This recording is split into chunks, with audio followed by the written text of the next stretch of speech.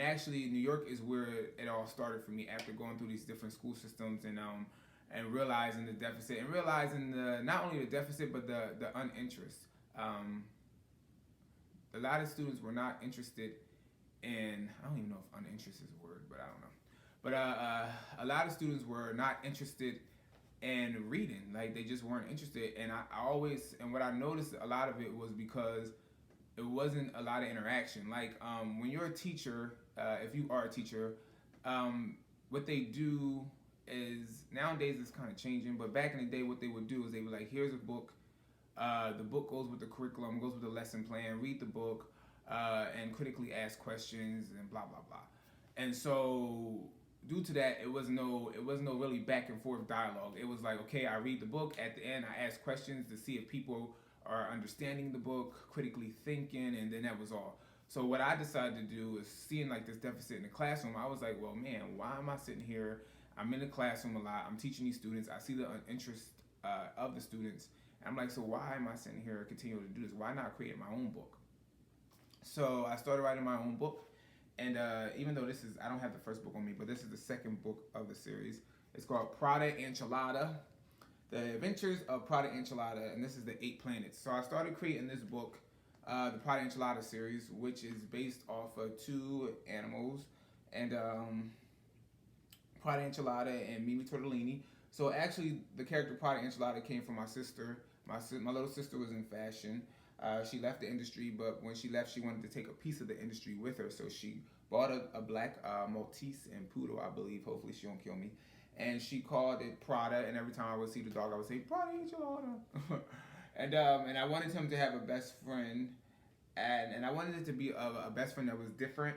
And I didn't want it to be two dogs. So because I want to teach kids that it's okay to get along with people that look different from you. So I gave him a cat friend, and I named her Mimi Tortellini. So I wanted to keep in the theme as far as food theme, like Prada Enchilada, Mimi Tortellini. And I started creating adventures based off of these two characters. And what I decided to do, because I saw the lack of the non-interest um, in the school system, I wanted to create books that were interactive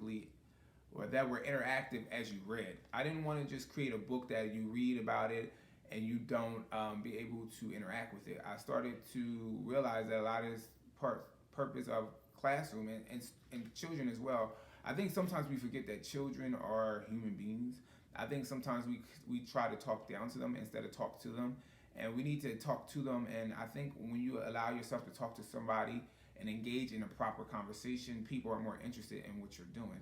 And so that's what I took that approach to the students, and I started actually talking to them and with them through my book, The Adventures of Prada Enchilada. So what I did is I wanted them to engage in the book, and I wanted them to actually be able to participate. Like I didn't want to wait till the end of the story, or I didn't want to read a page and then shut the book and be like, well, what did John do, or what did Bob do? I wanted to be like, okay, let's get to the point where we're going to read the story and we're going to have you engage in the story. So I'll give you like a moment of what I'm talking about so you guys can see. So and then I realized it's so funny, after I started creating interactive books, I realized that as years went on, because I started writing books in 2012. But like when the self-published market was barely there. It was in style, but it wasn't way in style yet. Nowadays, in 2019, the market has boomed where everyone is creating children's books, or a book in general, self-publishing, independent publishing. But I started back then where it wasn't a big splash, and I guess not a big splash, but it wasn't like a big thing at that moment. So when I started doing these books based off of the books that were in the classroom already, I realized that it wasn't no books that looked like this currently as far as making interaction happen within the pages. But as going forward, I'm noticing like that's become like a trend now. Like everyone is creating books that they're trying to make more interactive, more, and involve children in, because I think they realize not only with research but also reading other books, they're probably like, oh wow, I think that I should create the book more interactive. I should make it more interactive. Sorry, or I should put like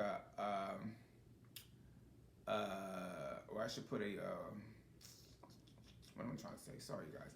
or I should put like a page in the back that allows kids to do extra stuff. See how in the back of Potty Enchilada I have like a page at the end.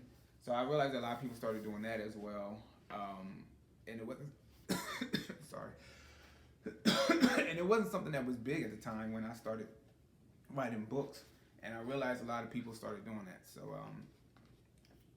it's good. Sorry, I need to take some water.